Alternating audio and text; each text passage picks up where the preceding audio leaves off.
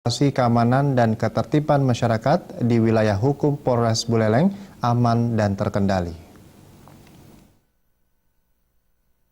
Merebaknya isu teror dan ancaman bom yang disebar oleh kelompok radikal ISIS membuat semua daerah di Bali siaga, tak terkecuali Buleleng.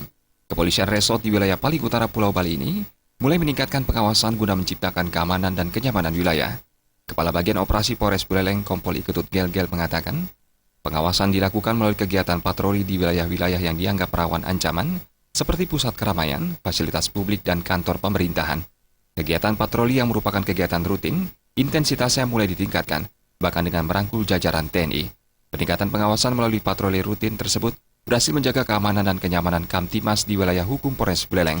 Situasi Kamtimas Buleleng sementara masih kondusif. Jadi kita punya kiat-kiat khusus untuk mengantisipasi kegiatan itu, yaitu patroli gabungan dengan TNI dan POM, Kodim, untuk mengantisipasi kegiatan teror atau mengantisipasi kejadian-kejadian yang di luar, kita antisipasi di sini supaya bisa situasi Kamtimas kita bisa aman terkendali.